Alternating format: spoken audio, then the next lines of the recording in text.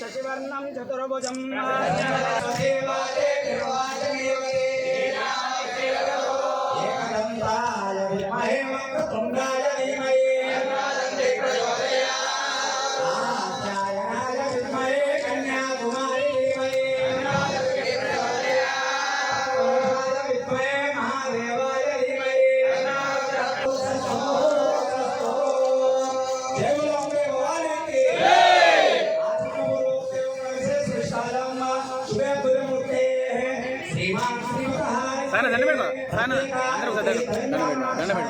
దండ పెట్టుకో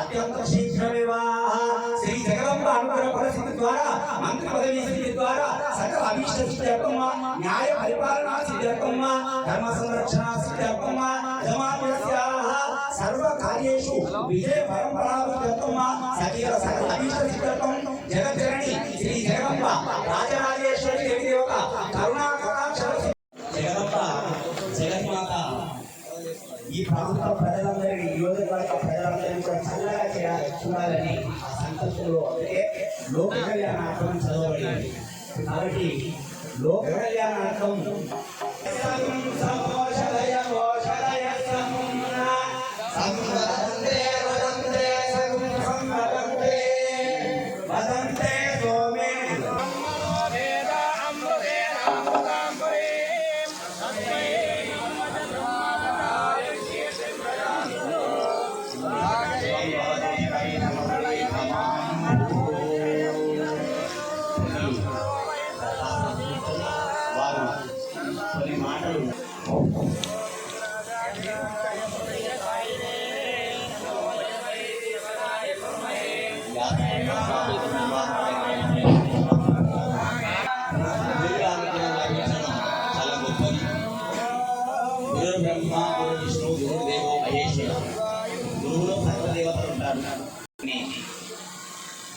సువర్ణమైనటువంటి పలుకులను ఇక్కడ ఉన్నటువంటి భక్త ప్రజలందరికీ అందించి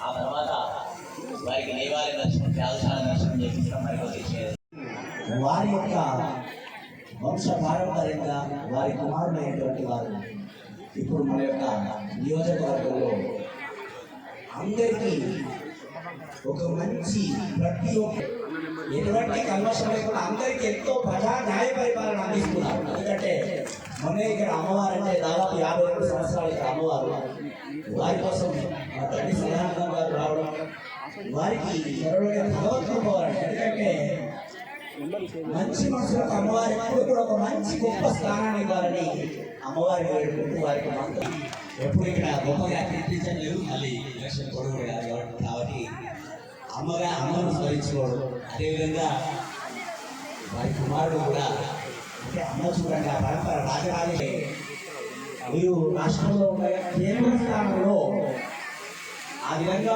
పార్లమెంటులో వారి కుమారుడు గౌరవం. ఒక గోశాల ఇక్కడ స్థాపిస్తున్నారంటే వారి కమిటీ సభ్యులకు అందరికీ కూడా మా కేతాన్పల్లి మున్సిపాలిటీ తరఫు నుంచి వారందరికీ కూడా కృతజ్ఞతలు చెప్తున్నాం. ఎందుకంటే మనందరికీ కూడా పూజ చేసుకోవాలి, దేవుణ్ణి మొక్కాలి. మనము దేవునికి మొక్కినప్పుడే మనకు కూడా ఒక సంతోషం కలుగుతుంది.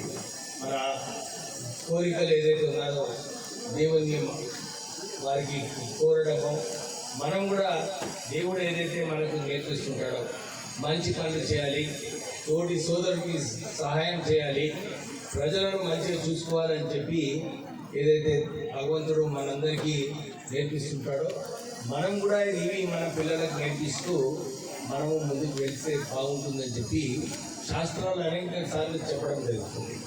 మనం అందరం పాటించాలని. కానీ చాలామంది మహిళలు ఇవన్నీ పాటిస్తుంటారు. మీరు ఏదైతే ఇల్లు నడిపిస్తుంటారో, పిల్లలను చదివిస్తుంటారో, వాళ్ళందరినీ మంచిగా చూసుకోవడము, ఇవన్నీ కూడా ఒక బాధ్యత ఉండి మీరు అన్నీ చేస్తుంటారు. ఇవన్నీ ఈ సమయంలో, ఈ కొత్త జనరేషన్లో దేవుణ్ణి మొక్కడము చాలా ఇంపార్టెంట్ అయిపోయింది. ఎందుకంటే ఈ ఫాస్ట్ పేస్ ఆఫ్ లైఫ్లో అందరూ కూడా మర్చిపోతున్నారు దేవుణ్ణి. కానీ దేవుణ్ణి గుర్తు చేసుకొని మనకు విదేశాలలో చాలా చోట్ల కూడా ఈ ఫాస్ట్ పేస్ ఆఫ్ లైఫ్ వారు పాటించి చాలామంది డాక్టర్ల దగ్గర పోతుంటారు ట్రీట్మెంట్ దగ్గర. మన దేశంలో మనకు ట్రీట్మెంట్ అంటే కేవలం దేవాలయం. మనం ఇక్కడికి వచ్చినప్పుడు మనకి ఇక్కడ ఒక శాంతియుతంగా మనకి ఏం కోరికలు ఉంటాయో కోరుకోవచ్చు. దేవుడు మనకు నేర్పిస్తాడన్నమాట. ఇలాంటి పరిస్థితుల్లో ఎట్లా మనము పాటించాలని చెప్పి దేవుడు నేర్పిస్తూ ఉంటాడు.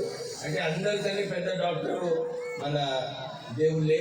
సో ఈ సంస్థ ఏదైతే ఉందో ఇక్కడ ఒక వేద పాఠశాల అంటే చాలామంది మన చిన్న పిల్లలను ఉన్నప్పటి నుంచి పండితులకు వాళ్ళ పండితులు చేయాలని చెప్పి ఈ వేద పాఠశాల ద్వారా ఈ స్థాపించడము నాకు మంచిగా గుర్తుంది. తాండూరు మండలంలో కూడా అక్కడ వేద పాఠశాల, అచలాపూర్లో అక్కడ వేద పాఠశాల ఉంది. ఒక 20 సంవత్సరాల నుంచి నేను వాళ్ళందరికీ ఆ పిల్లలకు చదువుకోవడానికి సుమారు 25,000 రూపాయలు ఎవ్రీ మంత్ ఇస్తూ ఉంటాను. ఎందుకంటే మంచి అవసరం ఇది. ప్రజలందరూ కూడా మర్చిపోతున్నారు. ఈ రిలీజన్, ఈ పూజలు ఇవన్నీ చేయడంలో మనకి ఎంత లాభం ఉందో మనకు తెలుస్తుంది. సో ఈ పండితులు కూడా ఉండాలి.